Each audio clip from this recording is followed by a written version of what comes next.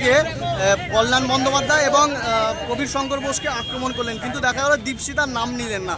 নরম মনোভাব দেখাচ্ছেন।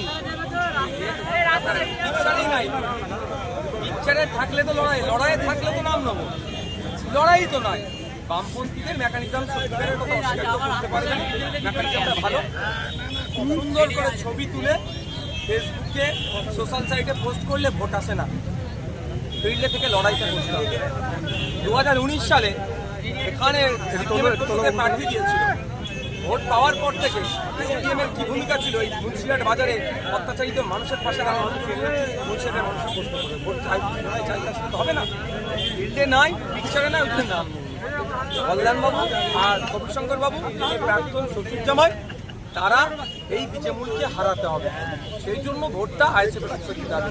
অনেক বামপন্থী বন্ধুরা যারা সচেতন বামপন্থী, যারা প্রকৃত অর্থে বামপন্থী, বামপন্থার মধ্যে যারা ধান্দাপন্থা তাদের কথা আমি বলবো না, যারা প্রকৃত বামপন্থায় বিশ্বাসী, তারাও এবারে নির্বাচনে শ্রীরামপুর লোকসভাতে আইএসএফের পক্ষে ভোট দেবে, এই বিজেমূলকে পরাস্ত করা। সন্দেশখালী আরও একটা ভিডিও ভাইরাল হয়েছে এবং গঙ্গাধর কয়ালকে বলতে শোনা যাচ্ছে যে এই ভোটে অস্ত্র এবং অর্থ তারা ব্যবহার করবে এবং এর পেছনে সাহায্য করবে শুভেন্দু অধিকারী। যদি এই কথা সত্য হয়ে থাকে, রাজ্য সরকারের পক্ষ থেকে ইমিডিয়েট এফআইআর করে গঙ্গাধর কয়াল সহ যাদের নামে অভিযোগ আসছে তাদেরকে কাস্টাডিতে নিয়ে জিজ্ঞাসাবাদ করা হোক। আমরা চাইবো না এই ভোটে কোনো অশান্তি হোক, সে শুভেন্দু অধিকারীর মাধ্যমে হোক আর মমতা ব্যানার্জির মাধ্যমে হোক। কারণ লোকসভা আর বিধানসভা নির্বাচনে একটা ভয়েস না লোকসভাতে খেয়াল করছে না।